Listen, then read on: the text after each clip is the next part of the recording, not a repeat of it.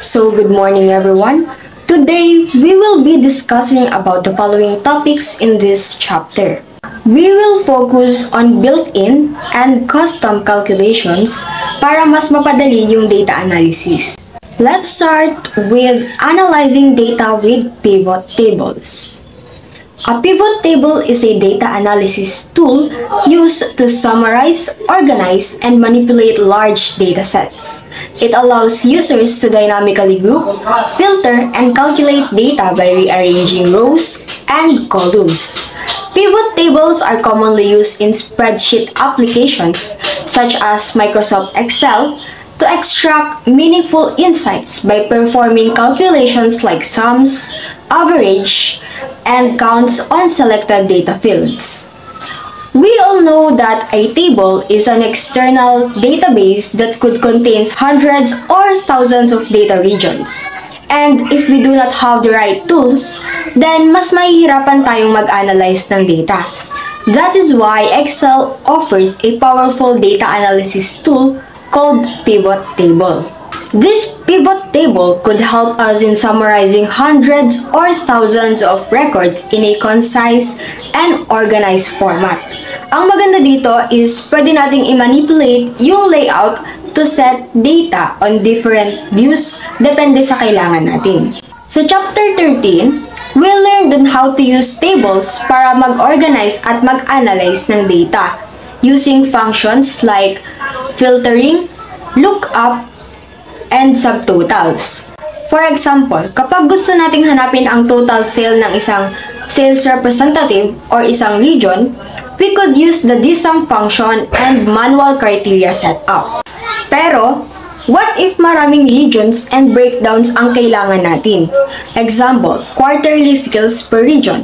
If table function yung gagamitin natin, kailangan pa natin gumawa ng multiple criteria and formulas which can be consuming and prone to errors. Dito na papasok yung pivot tables. Unlike regular tables, pivot tables automatically summarizes data and divides it into rows and columns based on categories, kaya hindi na natin need gumamit ng formulas like dsum.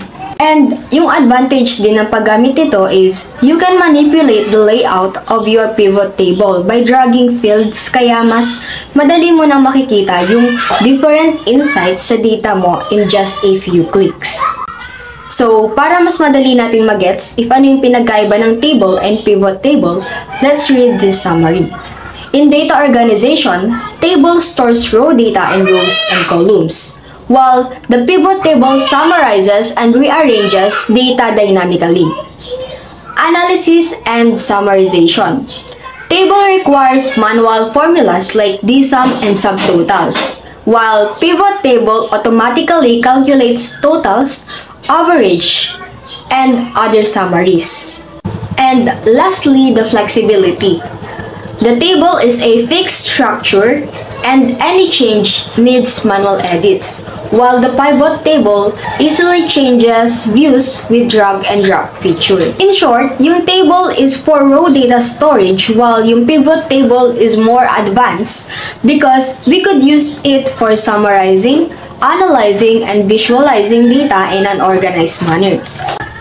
As we said earlier, pivot table summarizes data in one data field and breaking it down according to another data in another field. For example, here we have a sales table na may sales per region. Let's turn this into a summarized pivot table para i-group at i-total yung sales per region. So here, we will use the unique regions of East, West, Midwest, at South as a row headings. And makikita natin agad yung total sales per region nang hindi na gumagamit ng manual formulas. Bukod sa row field, pwede pa natin gawing mas detailed yung pivot table using the column field. Example, we want to know the sales per region, but we also want it to break down into per quarter. Pwede natin gamitin ang quarter field as column headings. Sa ganitong setup, makikita natin yung sales per region pero it is already divided into first, second, third, and fourth quarters so that we could easily analyze the sales performance per quarter in each region. And since we could manipulate the layout of the pivot table, let's try this function. If gusto nating makita ang sales per region but we also want to break it down into per quarter, we could put the quarter field in the column area. But if we want a different perspective, we could drag the quarter field papunta sa row area. Kaya magiging subcategories na lang siya under each region. So that is the gist of the pivot table. So, good day everyone. I am Emmanuel and I will discuss to you the case study budgeting with calculated items in chapter 14 entitled Analyzing Data with Pivot Tables. So, kapag nagpaplano kasi tayo ng budget for next year, helpful to para i-estimate pagkano ba yung sales na possible na mag-grow. So instead, nagagamit tayo ng parehas na increase for all categories. Why not i-evaluate natin or tignan natin yung product category, each product category, and bigyan natin siya ng growth rate per category. So for example na lang, kasi diba minsan hindi naman lagi na yung mga old products is nag-grow na mabilis and yung mga bagong product, possible na sila yung mabilis mag-grow and yung old products mabagal mag-grow. So, sa report na ito, gagamitin natin yung pivot table sa Excel para tulungan tayo sa ganitong klase ng budgeting. So, we will start sa current sales numbers for each category. And then, i-add natin yung calculated items para ipakita kung anong mga amount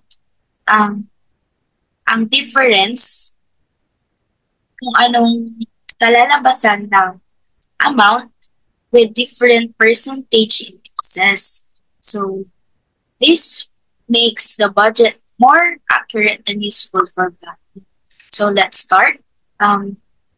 Dito sa ating book, ang given dito is ilang category? 1, 2, 3, 4, 5, 6, 7, 8. We have 8 categories. Pero hindi natin siya susundan. Nagawa tayo ng sarili nating data.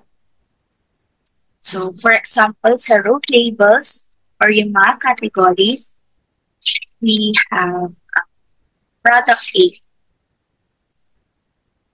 product B,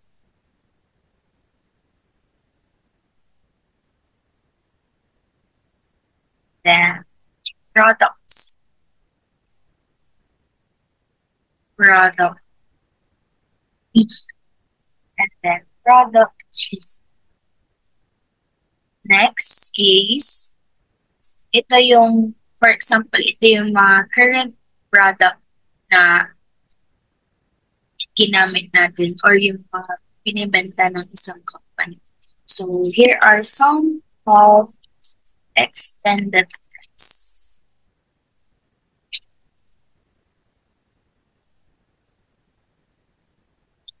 Lagay tayo ng let's say for example 1, 2, 3, 4, 5, 123,000 per month. Gawin natin siya currency, Philippine peso. And bawasan natin ng 2,000 pesos. And then sa product, sabihin na natin 98,765, 22,567. And product D, 2, 3, 4, 5, 6, 7. And then product E, 6, 7, 8, 9.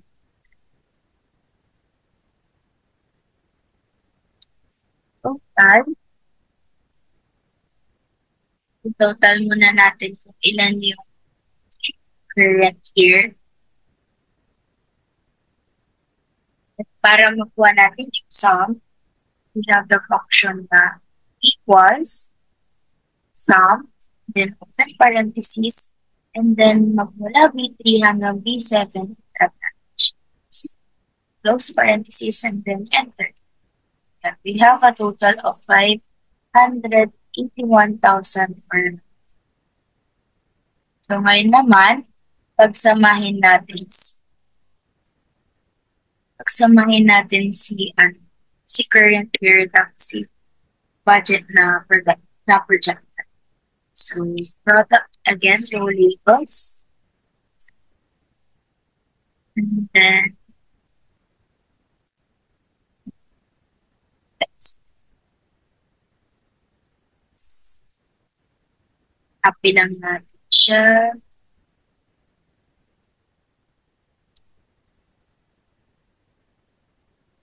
Then product A, budget, project, product A.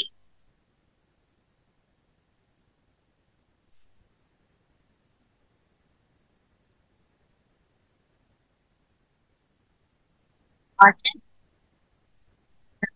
product,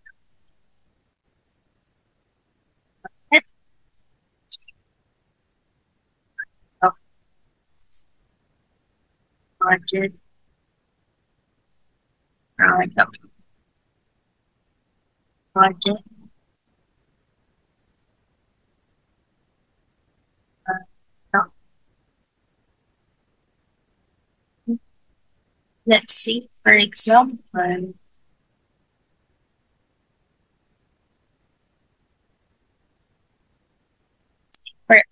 si product A, mag-i-increase siya.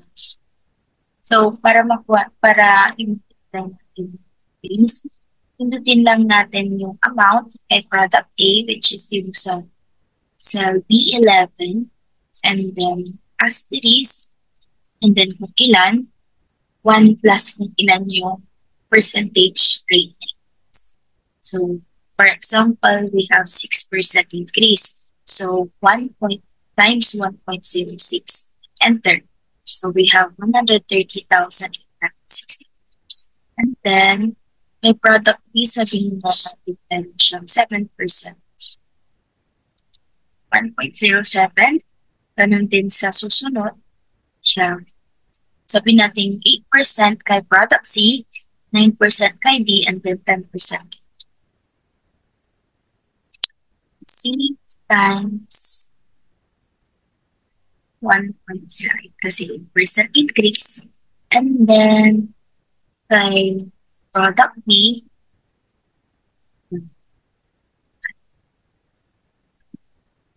and then asterisk, and then 1.0. Kay product E, sabihin natin 10%. It's possible na may 10% increase. Asterisk, total na ulit natin, equals sum, and parenthesis, then idra-drag natin siya. Then grand total,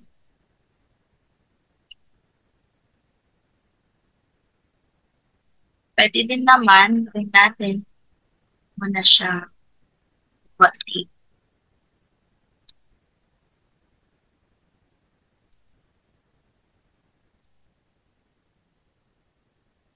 Zero labels. Pwede natin siya dito. Then sa sum of extended, since sum siya, the values. Ayusin natin yung mga numbers. Gawin natin siya in Philippine peso and then bawasan natin 2 decimal places. Diba, alam naman natin na yung budget is yun yung for next year.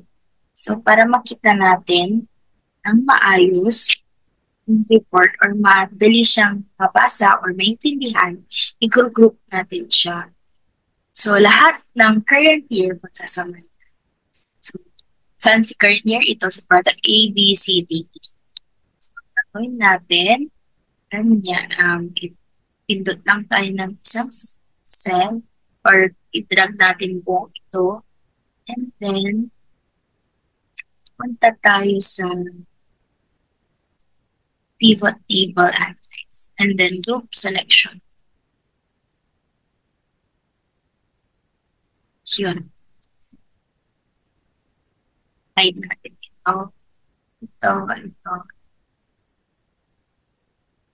Then, group 1. Yung group 1, palitan natin siya ng current year.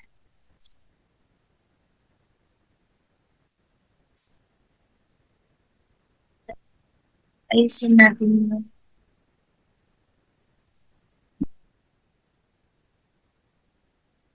next. Is yung budget. Yung next year. Yung group 2 na label, palitan natin siya ng next year.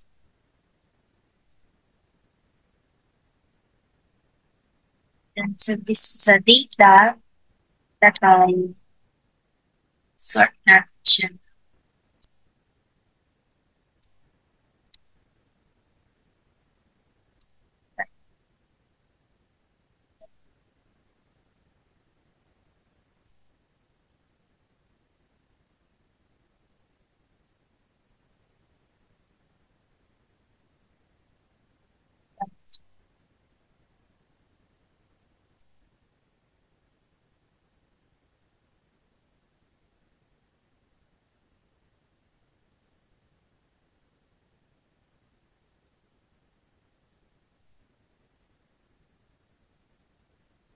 And then, show all subtotals at bottom of the group. So, ang grand total naman natin is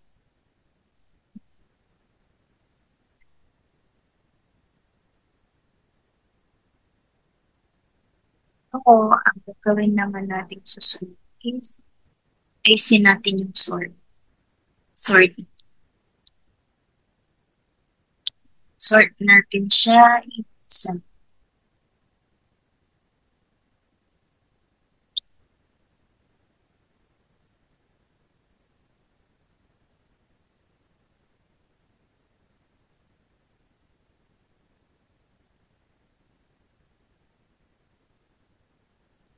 Yan.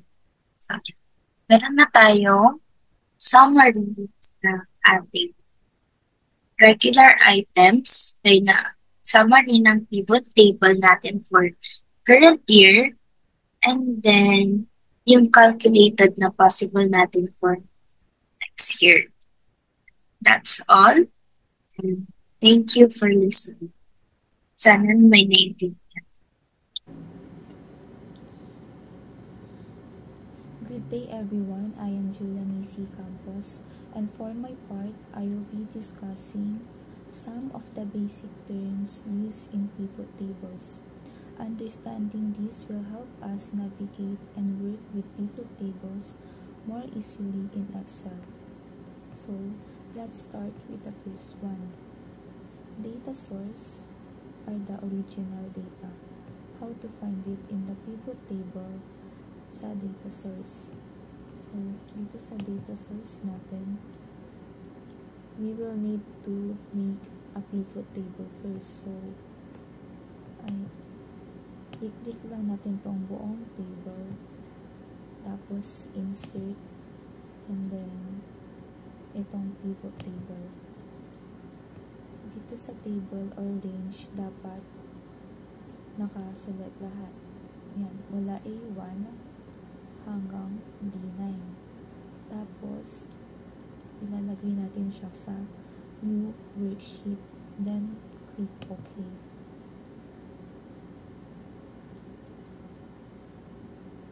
After nyan, itong region ilalagay lang natin. For example, dito sa rows. And itong sales dito sa values. So, going back, data source, dito, pwede natin itong change data source. And ito na yung data source natin. From A1 hanggang D9. Ayan yung data source.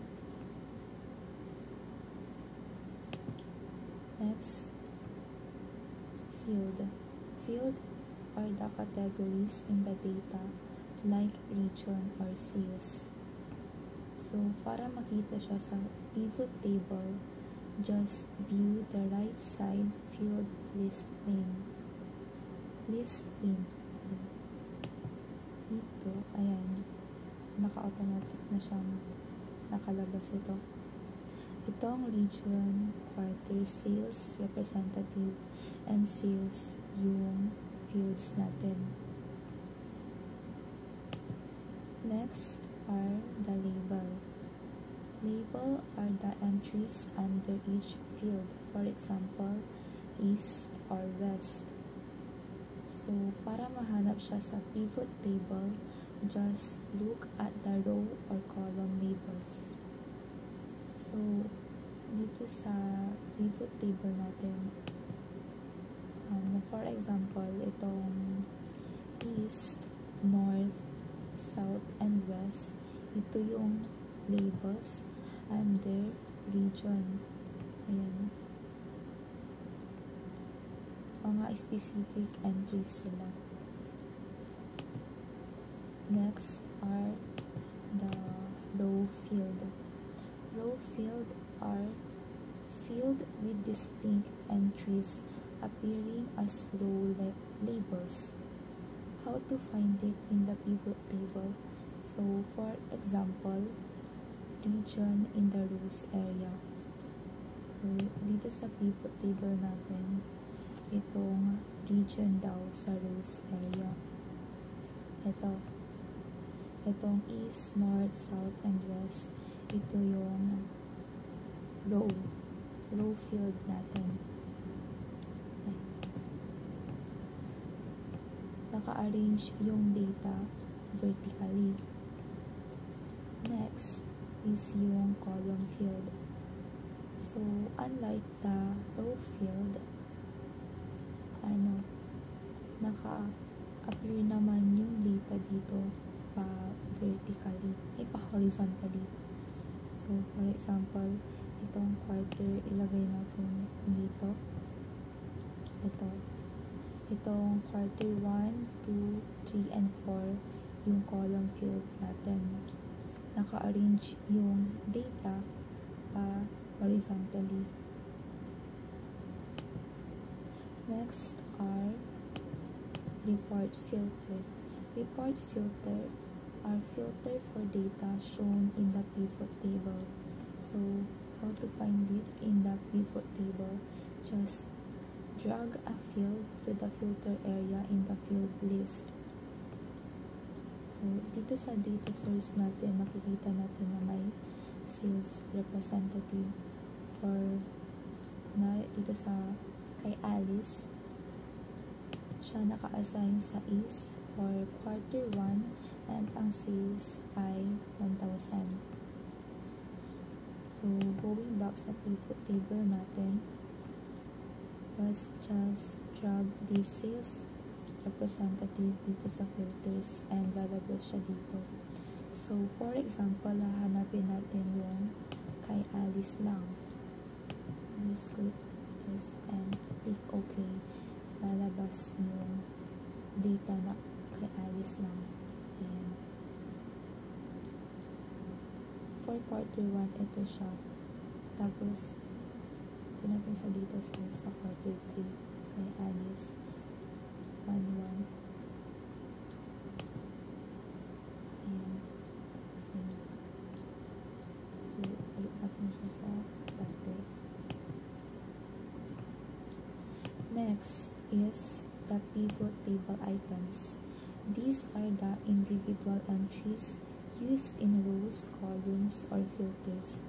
So, to find it in the pivot table, just see labels like East, West, inside pivot table. So, itong East, North, or itong 1,015, this quarter 1, quarter 2, these are the pivot table items. Next are the data field. Data field are field that contains values to summarize. So it is found under values in the field list. So under this field list, itong values, ito ang sum of sales. Ayan yung i-compute natin. Next are the data area. These are the part where the summarized data is displayed. So it is found in the middle of the pivot table. So itong data sa middle ng pivot table, ayan yung data natin. Data area. And lastly, the layout. It is the overall arrangement of fields and items in the pivot table. How to find it in the pivot table? Go to pivot table, design, and layout. So let's do that. Sa pivot table, let's go to design, and itong report, layout. Ito, lalabas yung ganito. So, we can show it in compact form, outline, or tabular. So, naka-compact form ito. Sa pag-outline, ayan, ganito yung difference niya. And, in tabular form, ayan. So, that's all for my part. Good day everyone, my name is Trisha Milanes and today I will show you how to build a pivot table from table or range. So na-discuss naman na ng first few reporters natin yung tungkol sa pivot table and binigyan nila kayo ng overview tungkol dito. Now ang gagawin ko is ipapakita ko sa inyo kung paano gumawa ng pivot table. So let's start. First step is click lang tayo ng any cell sa loob ng table. Then next is merong two ways to create a pivot table. First is go to table design. Then click lang natin itong summarize with pivot table. And lalabas na yung pivot table dialog. Another way is go to insert. Then click the pivot table. And lalabas na din yung pivot table dialog. Another step is mamimili tayo kung saan natin gustong ilagay yung pivot table. Pwedeng new worksheet or existing worksheet. So, try natin itong existing worksheet. Then, pipili lang tayo ng location. Click lang natin kung anong cell and saang sheet natin gustong ilagay. So, example dito sa J. Yan. Then, click OK. And lalabas na yung pivot table skeleton and pivot table field list. So, try natin. Since tungkol sa product sales report itong table natin,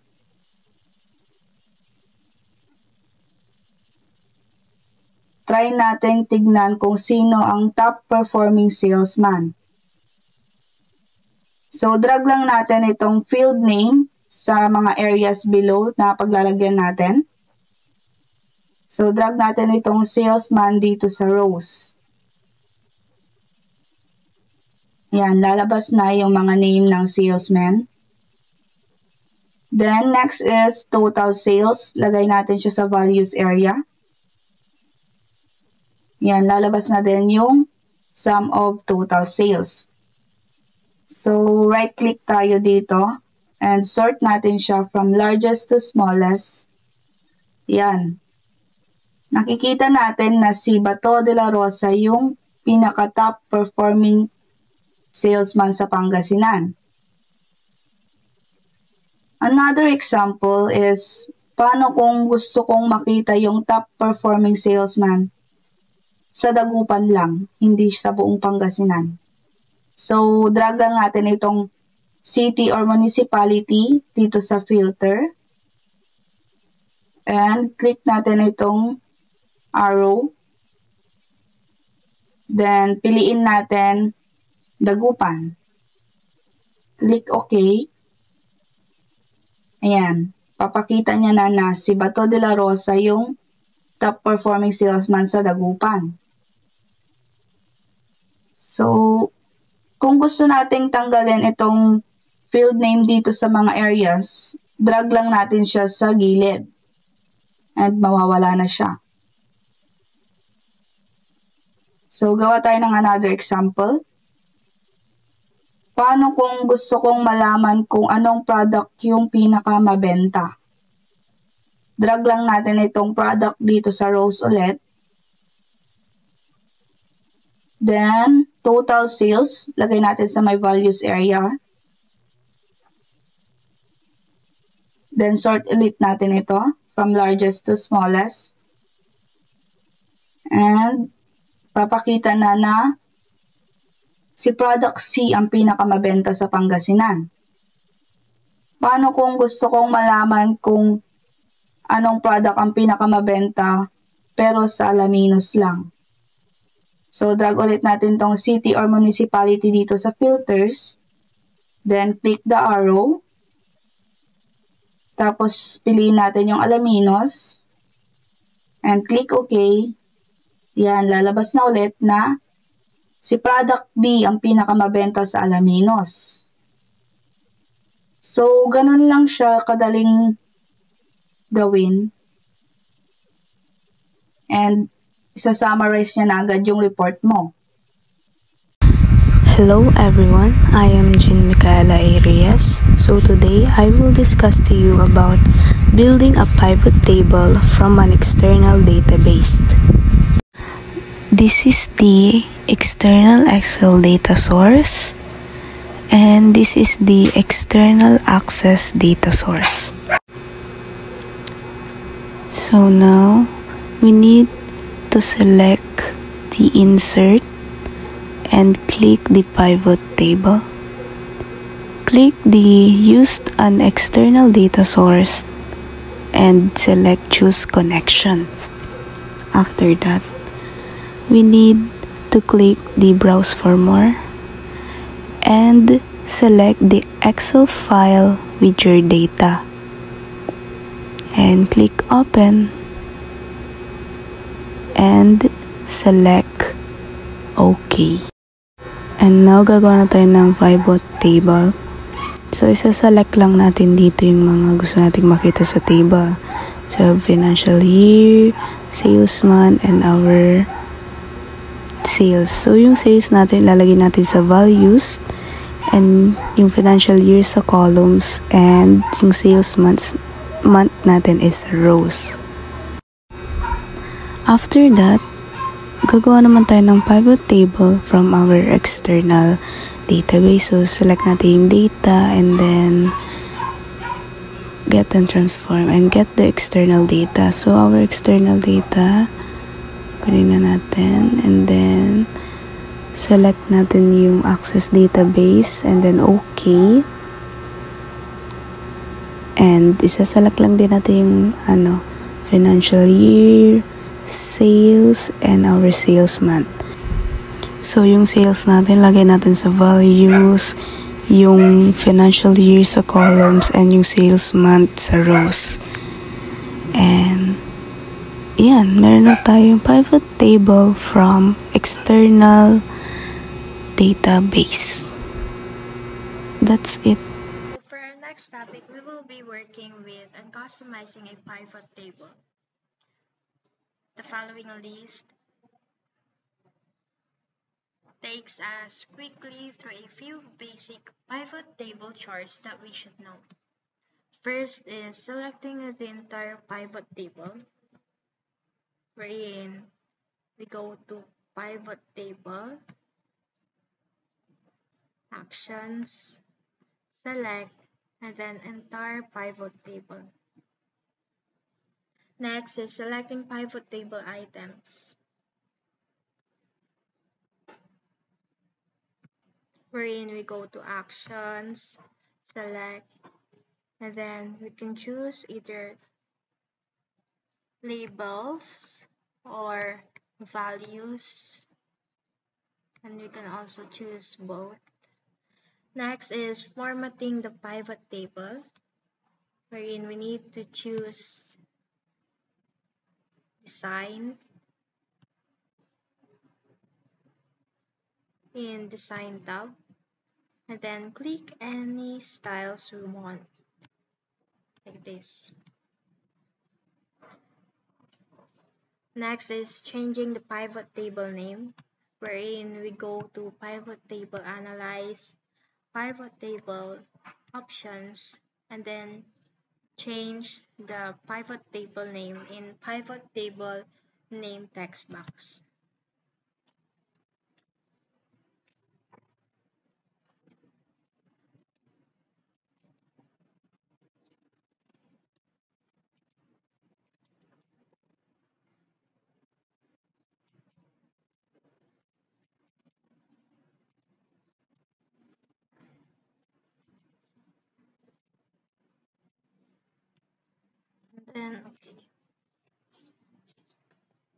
Then we can see that the title or the name of the pivot table have changed. Next is sorting the pivot table, wherein we click any label we want in either the field or the column field. Then you can see here that we can sort the label in A to Z or Z to A. Next is refreshing the pivot table data, wherein we click the first half or the top half in the refresh features or refresh button. Next is filtering the pivot table, wherein we choose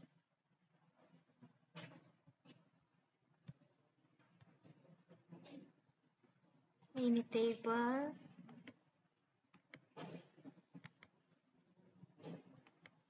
and then show field list. And here we click and drag the field to the report filter area. For example, the list price, account actual price,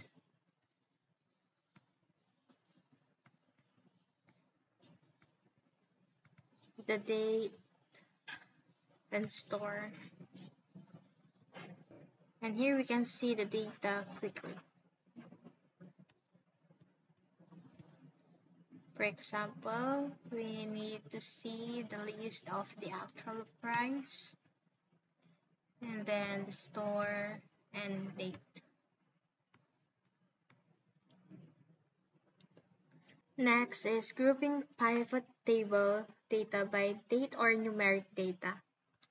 Where you click the field, then group selection. We can choose to group it by months, quarters, and years.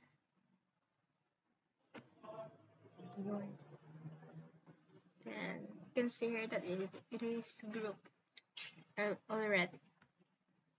Next is grouping pivot table data by field items. In the field, we select each item we want to include in the group. And then group selection.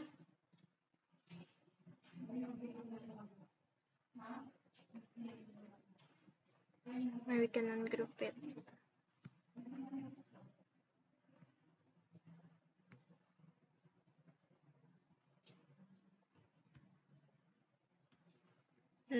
Next is removing a field from a pivot table. Show field list, and then we click and drag a field list pane and drop it outside the pane.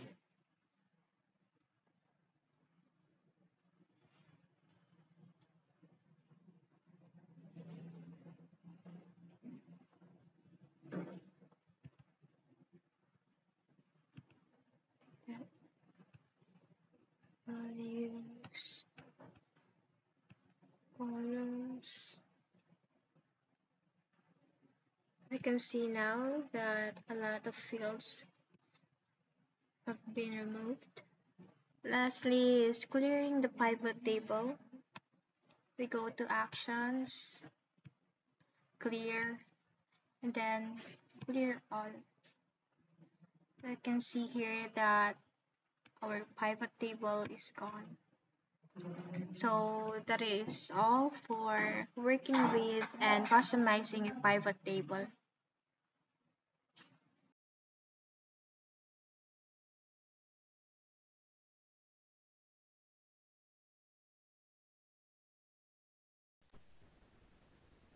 Hi everyone, I'm Ida Michelle Padilla, and I will be explaining to you on working with the pivot table subtotals. So basically, the subtotal in a pivot table is used to summarize data within a categorized group. It provides intermediate totals for each group before showing the grand total. So here we have the product. Before that, Excel displays subtotals for the outer field of a pivot table with multiple fields in a row or column area.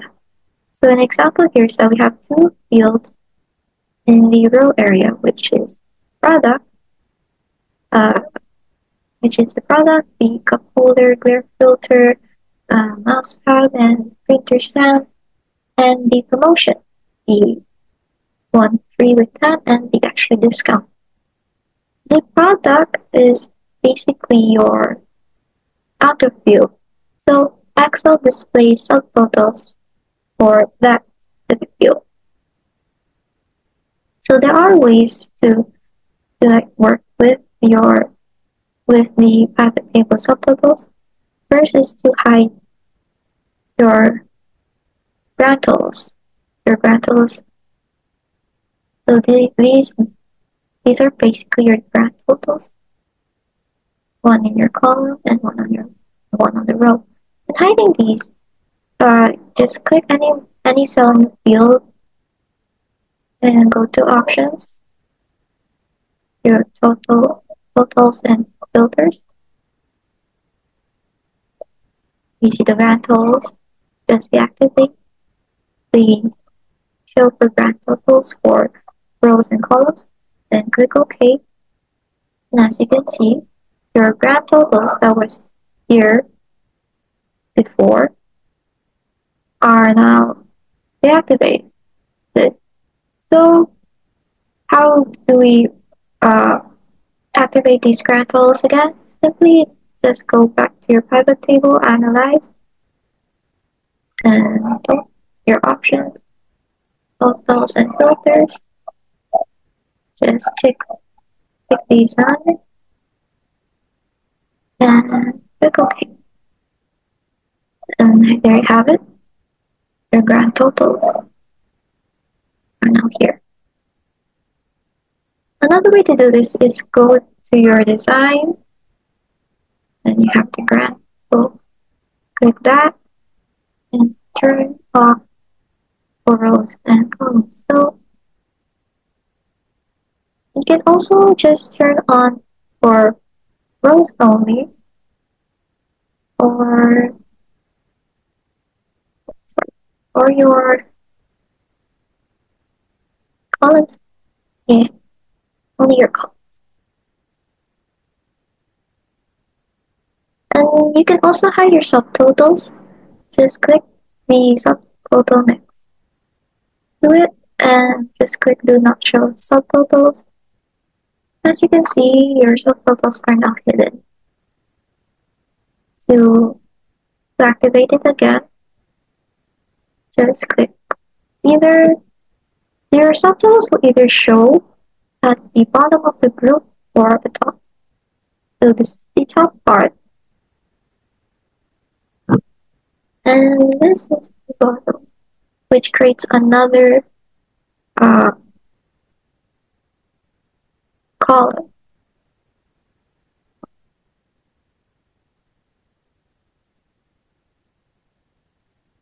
And now we can also customize the subtotal calculation. We just simply go back here, your pivot table analyze,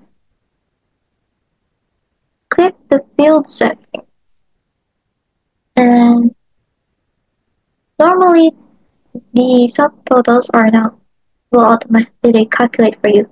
But if you want to like customize it uh, with either one or more functions, just click your custom, then choose any of the functions here. So for example, let's pick sum and your, let's say your count. Click OK.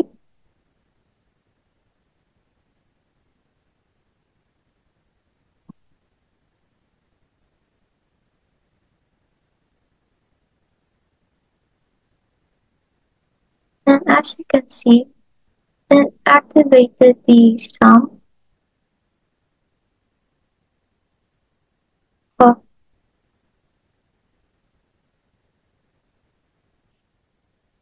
let's do that.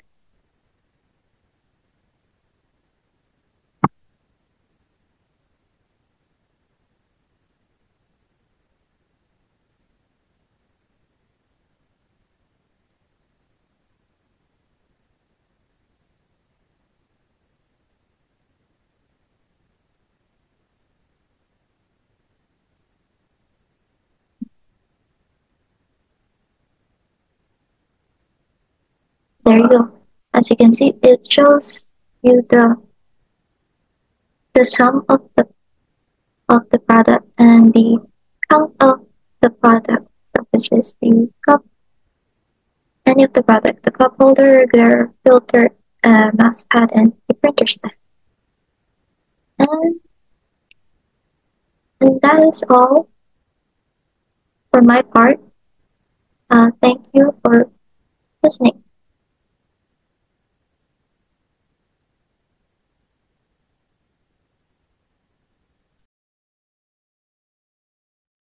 Good day, everyone. Today I'll be discussing how to change the data field summary calculation in Excel pivot tables. So first, as you can see here sa screen ko, I created my own sales report that includes, sabihin na natin realistic siya. So imagine nyo na lang So here makikita nyo my date, customer name, order ID, product name, category, region, sales amount, quantity sold, and lastly, the total sales. So, before that, i-discuss ko muna yung mga ma-encounter nating terminologies later on. So, meron dun yung sum, count, average, maximum, minimum, product, count numbers, standard deviation, and variance. So, most of the time kasi, Excel uses some function for calculating the data field summaries na pinakita ko kanina. Although yung sum is commonly na siyang ginagamit sa pivot tables, it doesn't mean na yun lang yung function nun. Of course, meron pa yun. At ito na nga yung nasa harap nyo. Itong mga to. So, ipapaliwanag ko yung iba pero hindi ko na masyadong papapiwan yung iba. So, kapag count, if you want to know how many transactions or entries were made per product, so we can use count instead of sum. So, dito naman, sa average, of course, if gusto mo kunyari makita yung average sale per product, makakabigay ito sa atin ng idea sa performance, especially if doon sa nasa-sold na items. So, sa maximum minimum, of course, maximum highest sales amount or quantity sold, while sa minimum naman is lowest value. So, meron pa yan, iba dito, pero hindi ko na ipapaliwanag pa masyado. So, ayan, makikita nyo na rin naman yung descriptions nila. So, now, let's go to the main discussion na. Gawa muna tayo ng pivot table. So, iselect nyo lang yan. Yan. Then, click Insert and Pivot Table. And New Worksheet. And click OK. Ayan. So, select muna natin yung product name, sales amount, quantity sold, and the total sales. Ayan. X muna natin. Papaliwanag ko muna to. Data natin. So, here sa row labels, it shows the list of products sold. It includes blenders, coffee maker, headphones, laptop, microwave, smartphones, and TV. While dito naman, sa sum of sales amount, makikita nyo dyan yung total amount of money na na-receive from selling each product. While sa sum of quantity sold, of course, alam nyo na yan, total number of units na na-sold for each product. And sum of total sales, ito yung actual revenue na na-earn natin from each products. So, for example, here, makikita natin sa data, yung highest total sales amounting to 1,161,000 with 43 units sold, and followed by the smartphone with 783,000 with 58 units sold. And with the smaller quantity sold naman, yung blender, which has 432,000 sales with 36 units sold. Ayan. So, itong breakdown na to, it helps us to identify kung ano ba yung mga products na mabenta and which ones contribute to the most total revenue. So, by creating this pivot table kasi, ito, yung nakikita nyo, we can quickly compare yung mga product performance natin and make smarter decisions na makaka-affect sa company natin. Like, ano pa nga ba yung mga products na need natin i-promote? And ano pa nga ba yung mga products na kailangan natin i-restock palagi since maganda? Also, hindi lang kasi puro sum ang purpose niyan. Actually, if you want to explore more insights about this, ito na yun, we could change the summary calculation. For example, instead of showing sum of sales amount, I can change it to average or count, or yung mga iba ko kung pinakita kayo niya, excuse me. So, depende kasi siya sa gusto nyong i-analyze. So, ito na. Click lang, right click, rather. So, view, summarize values by, ayan. Pwede nyo siya i-click. Sabi natin average. So, ayan yung first way. Ayan, makikita nyo yung average of sales amount. If you want to count the quantity sold naman, right-click ulit. Ito yung second way. Pwede rin siya dito sa value field setting. Click nyo lang yan. Then, ayan, count. Then, click OK. Ayan, automatic na siya. Magre-reflect na yan dyan. And if you want to, sabi na natin, palitan din to. Here's the third step naman. Show field list. And click the arrow down button. Then, ayan. Sabi natin, maximum of total sales. Ayan. So, pwede rin natin siya ibalik Kunyari ito. Balik natin sa sum. Arrow down button and click the sum. Ayan. So, marami pa yung purpose. Hindi lang yun. Makikita nyo siya dito So, ayan. Scroll down nyo lang yan. Marami yan. So, now that I've shown you the summary of using it, Actually, itong Excel kasi, it help us to change the way on how we summarize our data. Ayun yung main topic ko.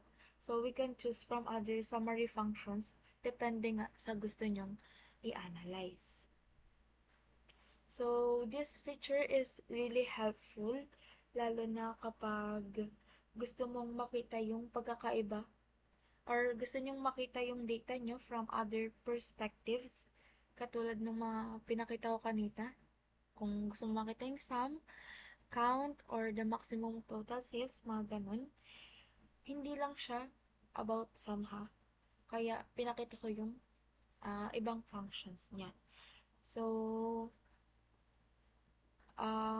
that's it. And I hope na naka-gain kayo ng bago pang knowledge sa akin. I hope na clear sa inyo kahit na medyo utal-utal ako. So, that's it for now and thank you for listening po. For our next topic, we will be using a difference summary calculations. When you analyze business data, it's almost always useful to summarize the data as a whole. The sum of the units sold, the total number of orders, the average margin, and so on.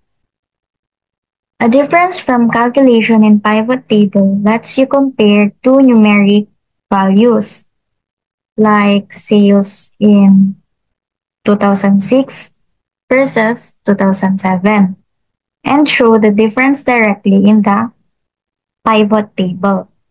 Instead of just showing totals, it shows how much one value changed compared to another. So for us to activate or enable the show value as difference from, which I will be presenting to you later in our pivot table, we need a data in a long format layout. To create a pivot table, we will be selecting all of our data and click the Insert tab above and find the pivot table. After clicking the pivot table from table to range will appear. As you can see, we have two options where we will going to place our pivot table. Here we have the new worksheet and the existing worksheet. If you choose the existing worksheet, the location below will activate. This implies that we will choose the location for the pivot table that we are creating. So we will just click any cell here.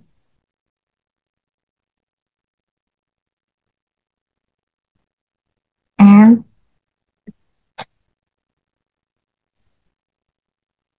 so pag-click mo ng OK, ito yung mag-a-appear. Pivot table fields. We have here the order date, customer, country, and sales.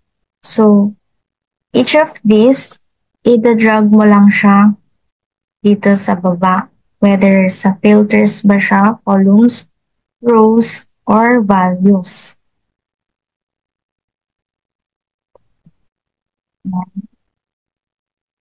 Customers for rows, country, and sales.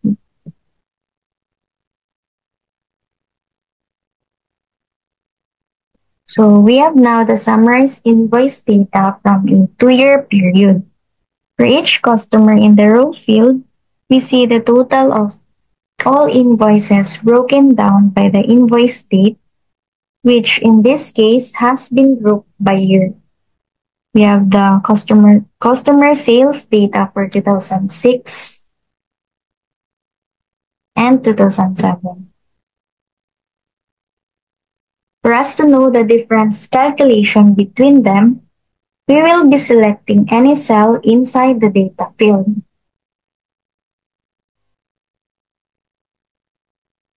Next is field settings.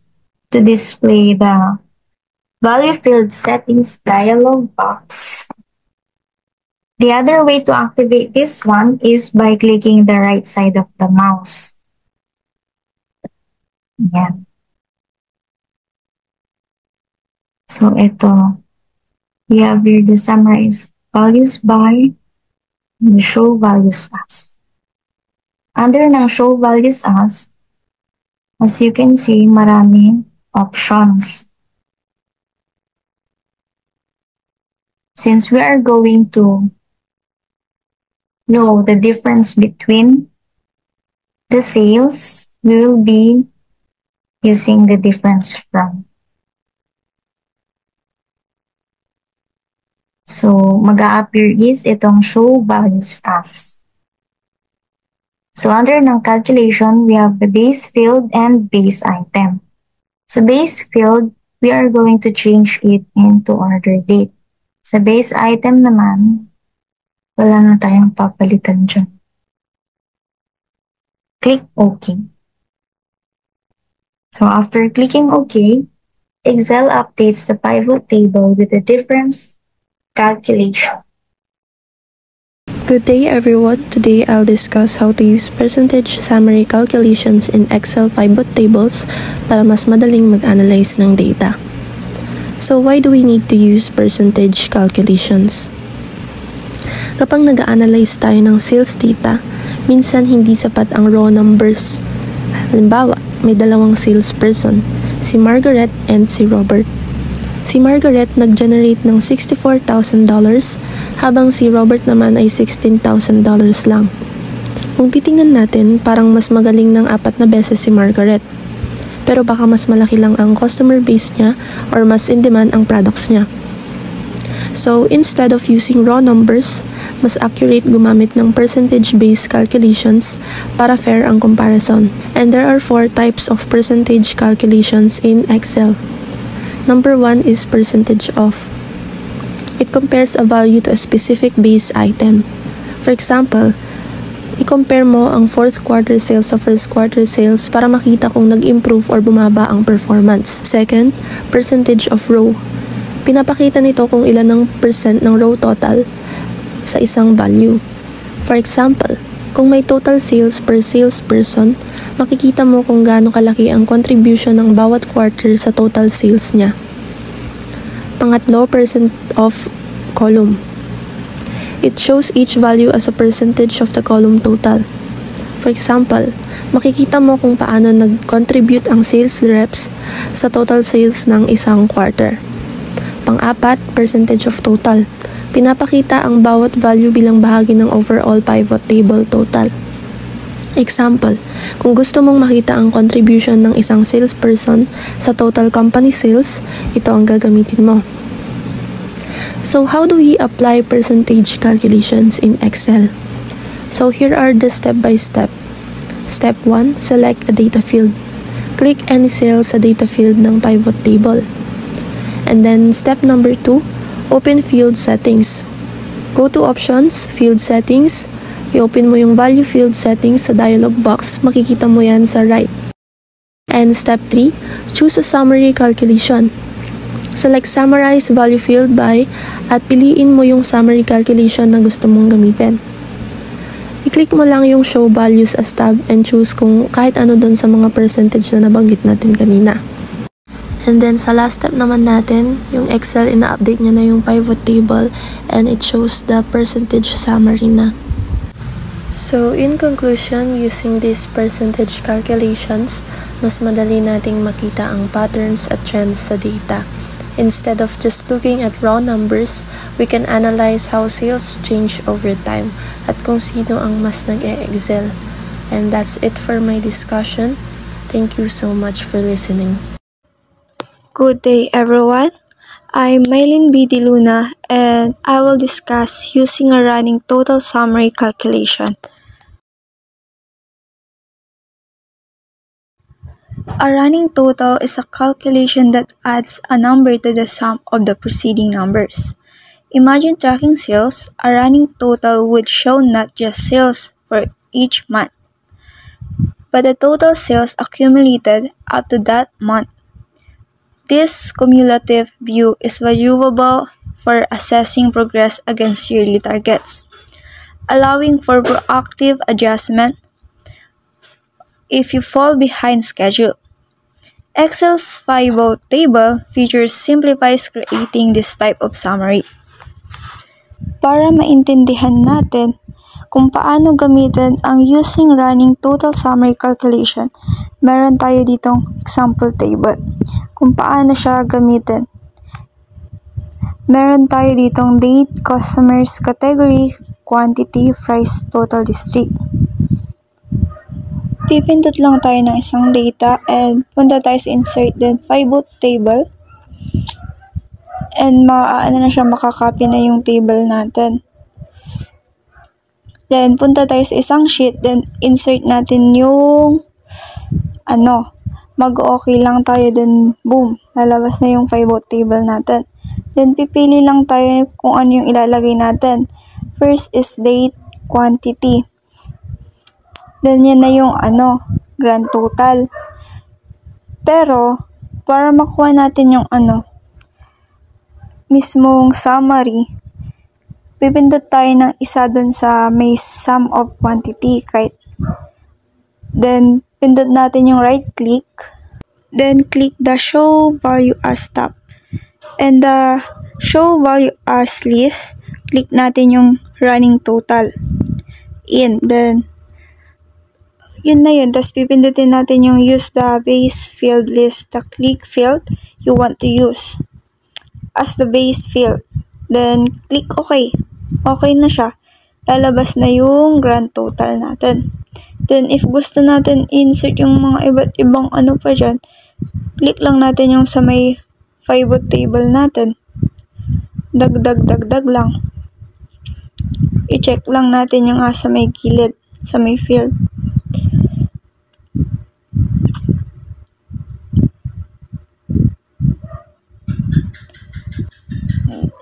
Yun, lumalabas na siya automatic. Hindi na natin kailangan isa-isahin pa. I-check lang natin.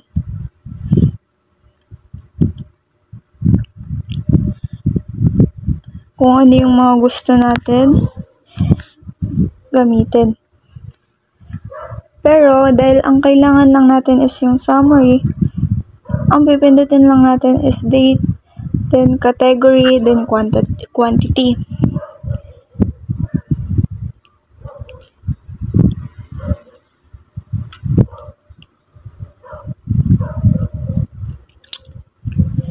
If gusto naman natin siyang naka-column, i-drag down lang natin yung date dun sa may column. Dahil hindi naman siya required na i-column. Balik na lang natin siya sa dati. Kasi, ito na yung Excel updates the pivot table of the running calculation, the running total calculation. So hello everyone, I am Diana Grace Orsini. So this time I will show you how to use index summary calculation in pivot table. So you have example data here. Click nyo lang yung insert sa taas and click the pivot table.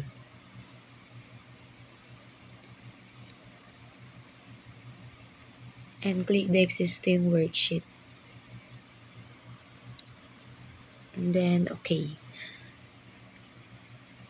And I'm going to fill out here. We have a salesperson. I will put it in rows. The amount in values. And the products in column.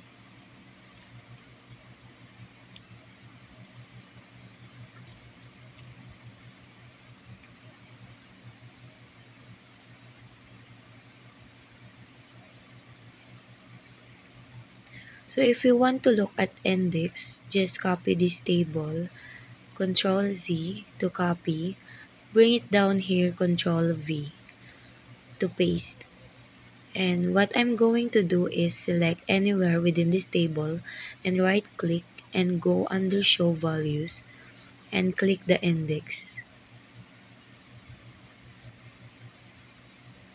So lumabas yung total basically weighted average of the given data. So the next is right click, go into the number format.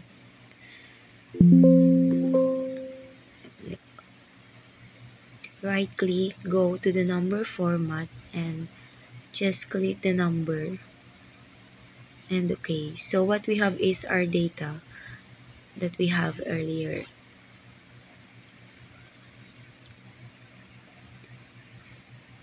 So in calculation, I will show you here the formula. Open parenthesis, cell value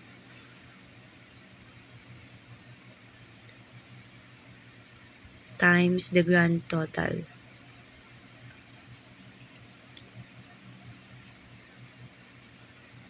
And close parenthesis. Divide and open parenthesis ulit. The row total multiply to the column total. And then close parenthesis. So that is the formula. Highlight ko lang siya.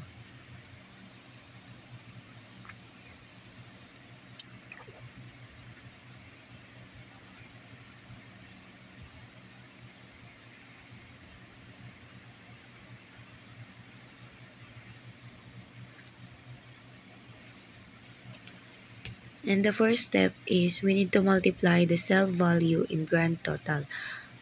I will show you here we have the cell value, which is J3.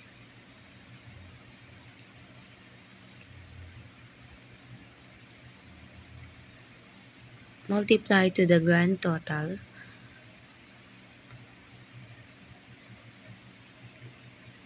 Grand total of L6. So that's the total of this.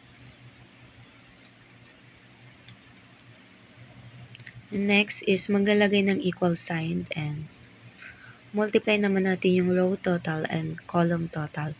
So we have here the row total.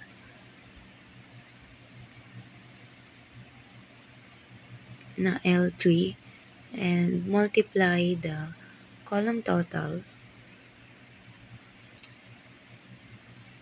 na J6.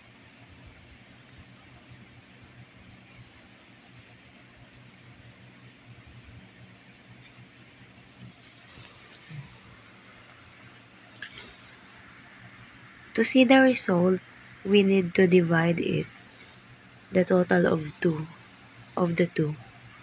So we have here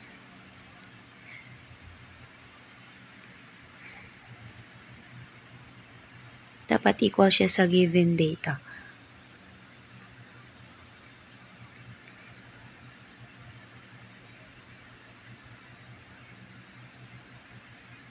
Yun, equal siya sa given na data.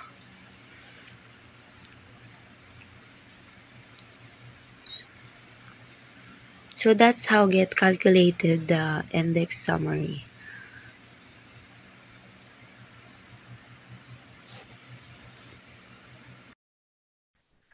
Good day, everyone.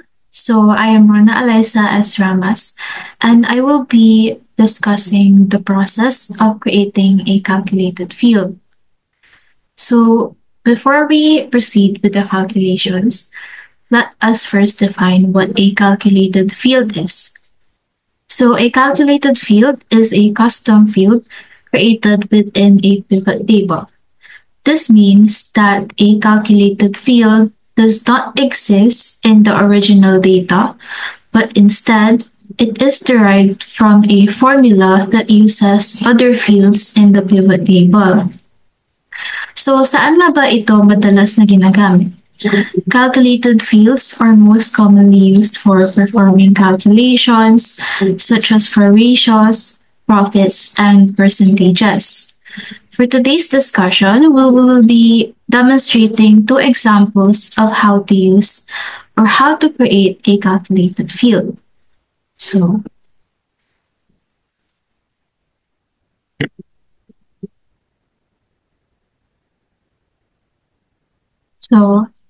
here is our data set and our pivot table. As you can see, we have here the sum of sales, or simply the sales, and the cost of sales. So to be able to derive the formula here, we just need to click any cell in the pivot table. So after maklik yung any cell, lalabas na itong pivot table analyze.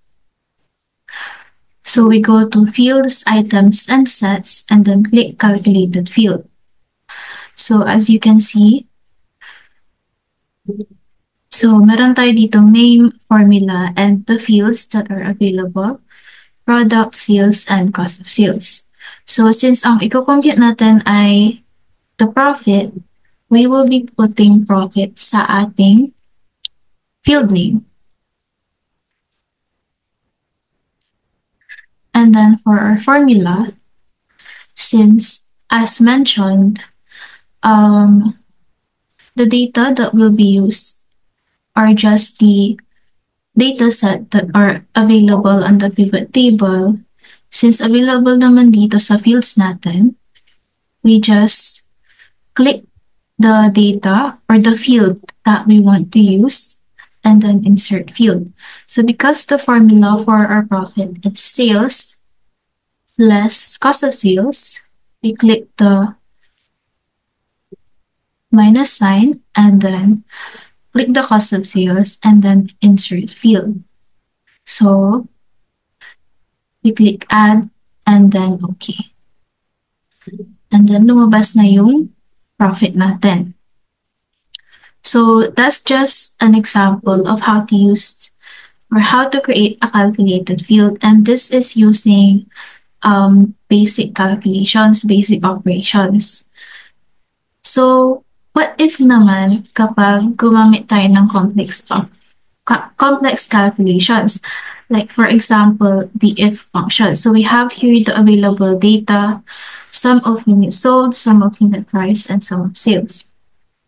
So for example, gusto nating gumawa ng another field for the discounts. So we can do this using the same process. Just click any cell in the pivot table analyze, fields, items, and sets, and then we click calculated field. So since discount ang gusto nating isolve, we are going to enter the discount as the field name. And then for our formula, we are going to use the if function. So if open parentheses, and we click the sales, insert field. So minsan kasi, since walang apostrophe ito, minsan Excel does not accept the formula. So para maging safe, nilalagay tayo ng apostrophe. So for example, gusto mo maglagay ng discount for sales that exceeded 7,000 pesos. So we just put here sales that are greater than 7,000 pesos, comma, then we click sales again and then insert field. Huwag kalimutan yung apostrophe. And then the multiplication symbol times, for example, gusto mo ng discount na 3%, we will convert it sa decimal. So 0.03, comma, 0, and close parenthesis. So this formula means that if the sales exceeded 7,000 pesos, then the sale will be subjected to 3% discount. Otherwise, if the sale is equal to 7,000 pesos or less than 7,000 pesos, it will be subject to 0% discount. So our next step would be to add and okay. So ayun. As you can see, sales that does not exceed 7,000 pesos wala silang discount, and sales that exceeded 7,000 pesos na-solve na yung discount nila. And the grand total is also sold. So, the good thing about calculated field is that it saves time kasi you do not need to modify your data set. You just need to derive formula from the fields from the pivot table. And also, you can modify the calculated field. So for example, nagkamali ka ng pagkakalagay, like you wanted 5% discount. So you just do the same process. So fields, items, and sets, and then calculated field. So i-enter lang natin yung name, discounts. As you can see, yung add button dito, naging modify button na siya kasi existing na yung discount. So, kailangan lang natin i-modify yung formula. We are just going to use the if function again. So, if sales, insert field, apostrophe,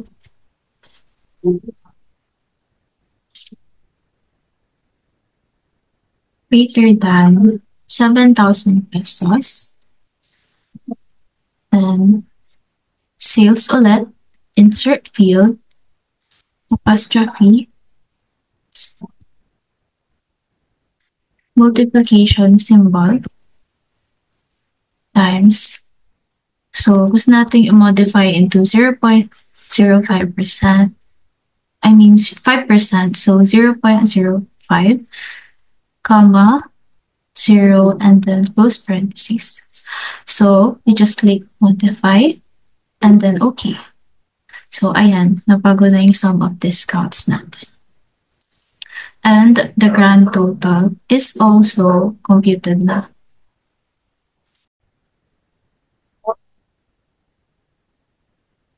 Good day, everyone. So today I will show you how to do a calculated item in Excel.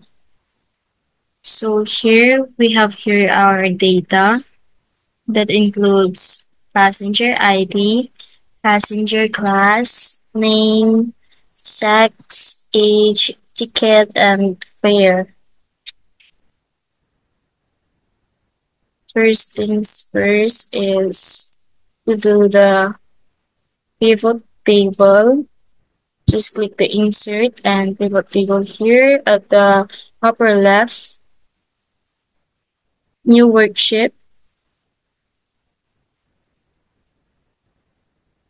Then as you can see here that we have our fields. Choose fields to add to report. So I will be putting the gender or sex at the columns. And the next one is the passenger class for the rows. For us to have a clear data, and the next one is we have here the rows and our genders. Sa values, ilalagay natin si passenger ID. So, nakalagay kay passenger ID is sum of passenger ID. But we can change it through clicking this one, add the value field settings, and palitan natin siya ng count. Summarize value by count. So, ayan, ayos na. Next one is, zoom natin. We have our column labels and row labels. So it's like, yan, grand total, the male. So dito natin malalaman yung sa male naman. I-click natin itong fields, item, and sets. Ditong part is we can calculate the items. Here we will be tackling the calculated item. Click natin yung calculated item. And then, dun sa itong formula, lalagyan natin ng equals to total. No.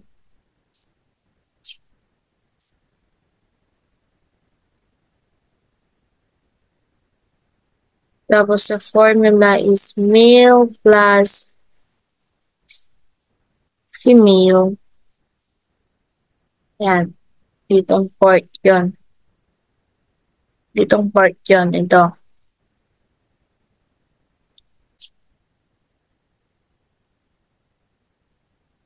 So we have here sa sinasabi niya is the passenger class,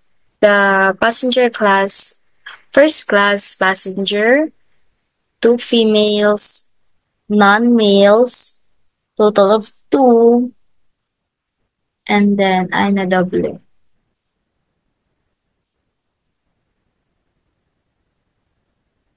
Pero nakita hindi magulo. And then another is, wait lang. Ano ang nagawa ko? Ando natin na. Kasi tayo sa male again. I-click natin si percent of female. Calculated item.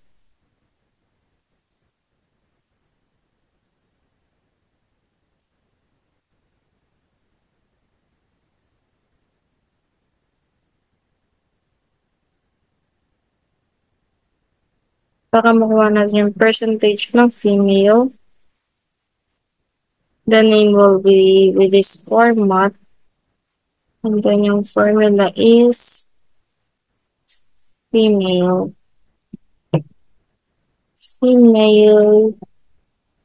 over, ay wala. Female over the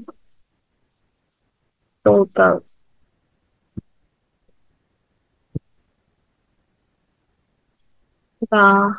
Lumabas na yung percentage ng ating female in that scenario. Oops.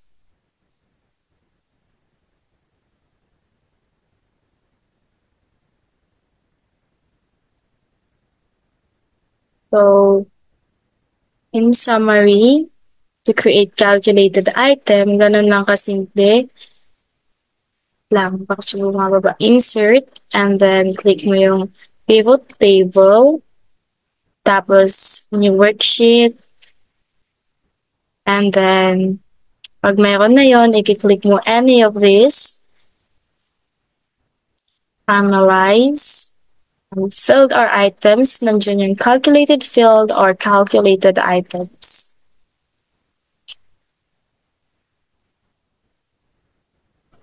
Hi everyone, so today I am going to explain on how to use the pivot table and get pivot data in Microsoft Excel.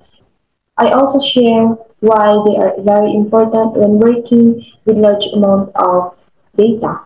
So for you to further understand what is the pivot table, it is a tool in Excel that helps us summarize or analyze a lot of data. For example, if you have sales report with hundreds or thousands of rows, a pivot table can help you see the total sales per month, per product, or per shipping method in just a few clicks. So instead of manually adding or filtering data, You just drag the columns you want to the rows, columns, or the values section in the pivot table field with. So in Excel will instantly give you a tools or counts. So dito, nakikita niyo naman yung pivot table result in worksheet formula. So ito yung halimbawa natin. So this is the data. Grabe, napakarami. This is the data. So ang gagawin natin is, di ba ang role ng pivot table is to sort or para ayusin yung data na nang sa gayon is mabilis nating malaman. So, ilan na ba yung sales ng product on January, February, ganun. So now, tuturuan ko kayo kung paano gumawa ng pivot table. Una, mag-click tayo dito sa data to. Then, go to insert. Click pivot table, from table or range. Then, lalabas to. So, itong table na to, itong green, table 3 siya. Then, click natin existing worksheet. Pwede tayo dito, dito, dito, dito, dito, dito. So, dito na lang para mas malapit. So, click OK. Lalabas na yung pivot table tree. Now, ang gagawin natin is click natin yung product. So, this is the product. Black ink, blue ink, cyan ink, paper, pen, pencil, and Sharpie. So, di po, tignan natin ito. Kung titignan niyo itong mga data dito, napakahirap intindihin kasi hiwa-hiwalay sila. Di ba? Next is the month. Month, lagay natin siya sa columns. Then, makikita na natin dito yung month. Next is the sales. Lagay siya sa values. Then, makikita natin yung values ng product or yung mga sales ng product on the month of January, February, up to December. So, ganito yung itsura ng pivot data. Diba, napakadali. From this to this, so, to access. So, next, I'm going to teach you naman kung paano i-formulate gamitin yung get pivot data. So, hindi na natin kailangan ng maraming formula dito. Just click equal. Then, click lang tayo dito. Click lang natin yung amount ng get pivot table ng January. And the product is the cyan ink. 16. So, may kita natin dito yung formula, lalabas ko siya. Then, click enter. 16. 16, cyan ink at the month of January. And here, diba, accurate yung pag-compute natin using the get pivot data. Then, drag down. Diba kung makikita nyo, wala na, hindi na accurate yung data. Kasi nga, maling formula na yung ginagamit natin. Kasi yung formula na ginamit natin is, ginagamit lang siya for a single cell. So, para mas makuha natin yung accurate data, ang gagawin natin is, tatanggalin natin ito. Itong cyan ink. And i-click natin itong cyan ink dito sa I2. And lagyan natin ng $sign sa gitna. Sa pagitan ng I and 2. Next is, buburahin natin itong January. And i-click natin itong January. Dito sa H3, nilagyan natin ng dollar sign dito sa bago dito sa H3. Then click enter. Click enter, drag down. Taran! O, diba? Lumabas na. Accurate. 16. Here, 19, February, March. So, kung gusto niyo naman na malaman na hanggang December, why not? Napakadali. Taran! Diba? Easy. Next is audit. Hahanapin naman natin kung ilan yung sales natin ng pencil sa month ng January. So, ang gagawin lang natin, ito, 7. Wait mo lang. Okay. Ito. Ano lang kadali. Basta guys, tatandaan nyo na use pivot table to organize and summarize big data. So, di ba, from this to this is na-summarize and na-organize siya. And, ginagamit naman natin yung get pivot data to make sure that your formulas always get the right numbers. Tugma siya. Yung nakuha natin sa get pivot data, then sa pivot table is accurate. So, that's all for my report, and I hope that you learned a lot on this lesson, and thank you for listening.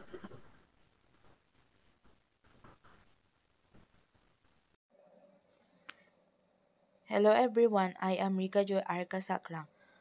So today I will discuss the working with mortgage.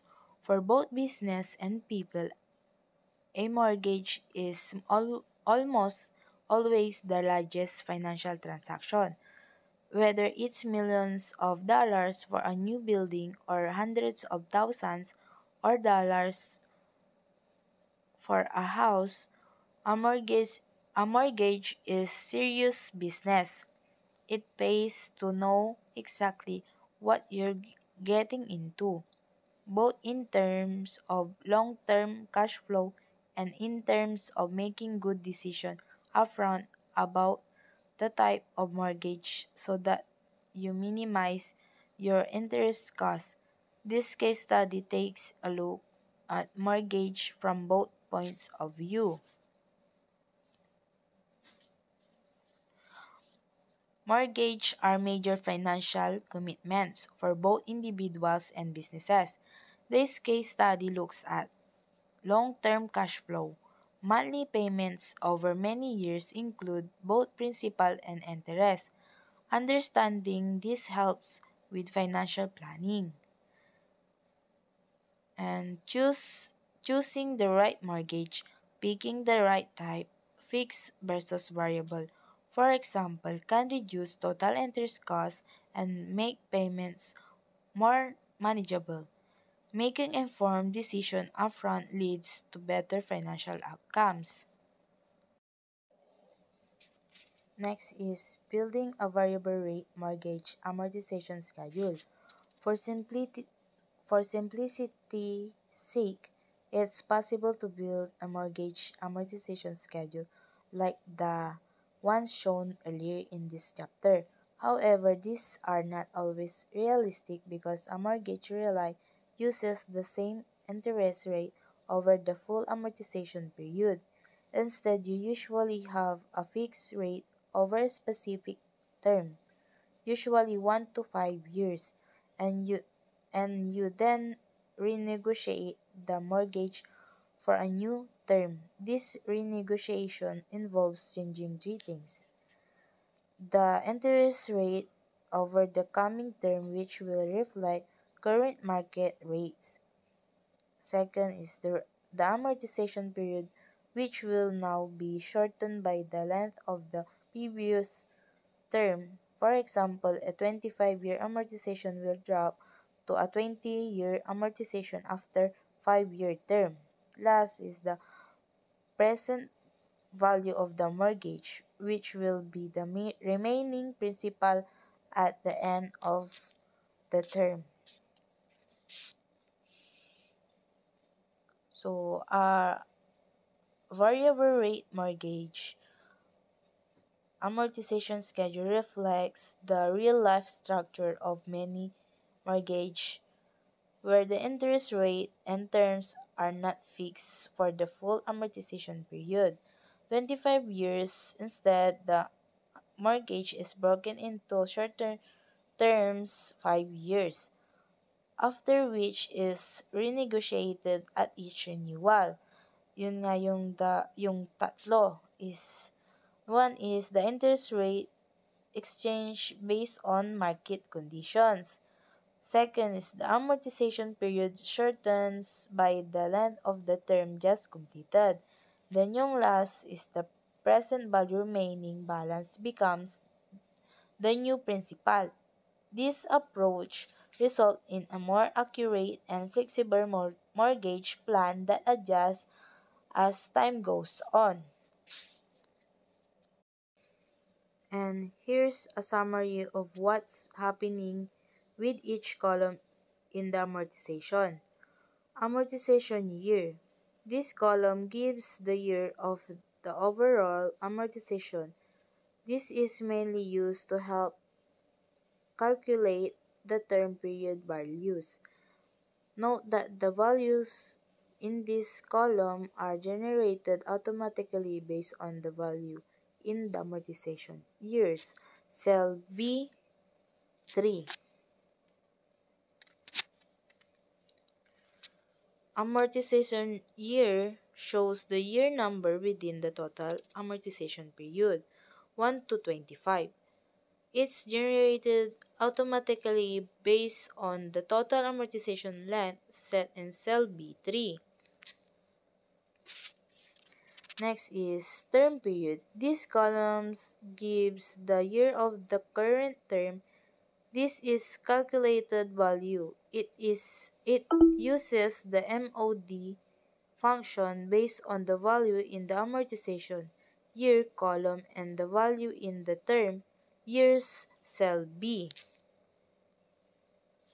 So, it indicates the year number within the current term. 1 to 5 for a 5-year term. It resets at the start of each new term and it's calculated using the MOD function, referencing the amortization year and the term length in cell B4. Next is interest rate. This is the interest rate applied to each term. You enter these rates by hand. So, interest rate manually entered rate for each term reflects the rate applied during that period. Next is NPER. NPER. This is the amortization period applied to each term. It's used as the NPER argument for the PMT, PPMT, and IPMT functions. You enter these values by hand. NPER manually entered number of total payment periods, months, remaining in the amortization used in PMT, PPMT, and IPMT functions. Next is payment. This is the monthly payment for the current term. The PMT function uses the interest rate column value for the rate argument and the NPER column value for the NPER argument for the PV argument. The function grabs the remaining balance at the end of the previous term by the offset function in the following general form. Offset current cell term period 5. Here current cell reference to the cell containing the formula and term period is a reference to the corresponding cell in the term period column. For example, here's the formula in E11 offset E11 B11 5. Because the value in B11 is 1, the function goes up 1 row and right 5 columns, which returns the value in J10. In this case, the original principal. Next is principal and interest. These columns calculate the principal and interest components of the payment, and they use the same techniques as the payment column does. So, the principal and interest break down each payment into principal PPMT and interest IPMT components using the same inputs as the payment column. And next is cumulative principal and cumulative interest. These columns calculate the total principal and interest paid through the end of each year. Because the interest rate isn't constant over the life of the loan, you can use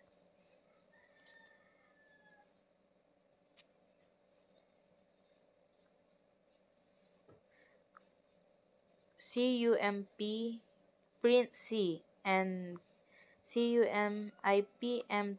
Instead, these columns use running sum function. This trunks the total principal and interest paid up to each year, and since interest rate vary by term, you can use CUM print C or CUMIPMT. Instead, some functions are used to calculate values year by year. And the last is remaining principal. These columns calculates the principal left on the loan by subtracting the value in the principal column for each year. At the end of each term, the remaining principal value is used as the PV argument in the PMT, PPMT, and IPMT functions over the next term in figure 1811. For example, at the end of the first 5-year term, the remaining principal is 89,720.43, so that the present value used throughout the second 5-year term. Remaining principal shows the balance left on the loan after each year. It's calculated by subtracting that year's principal payment for previous balance. At the end of each term, this value becomes the present value for calculating the payment schedule in the next term using PMT, PPMT, and IPMT. And next is allowing for mortgage principal paydowns. Many mortgages today allow you to include in each payment an extra amount that goes directly to paying down the mortgage principal. Before you decide to take on the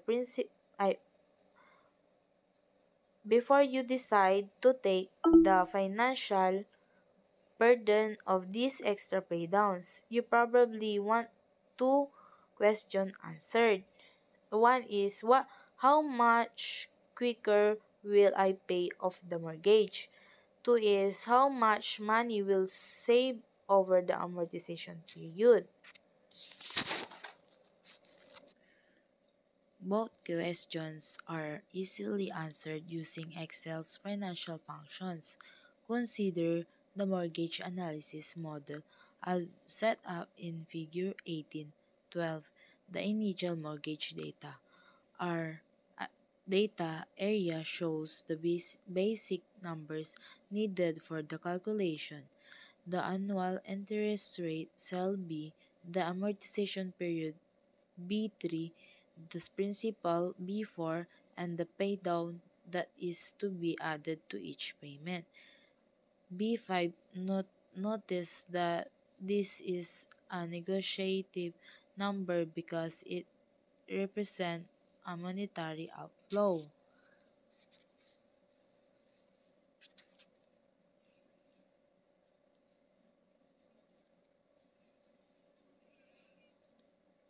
Allowing for mortgage principal paydowns. This section explains how to factor extra principal paydowns into a mortgage analysis. Many lenders allow borrowers to pay more than the required monthly payment, applying the extra directly to the principal. In Excel, you can model this by entering the mortgage data, interest rate B2, amortization period B3, principal B4, and the extra paydown amount B5. Enter as a negative value since its money is going out. Using Excel financial function, you can then calculate how much sooner the mortgage will be paid off. 2 is how much interest you'll save over the life of the loan. This helps you see the long-term benefit of making extra payments. That's it. Thank you.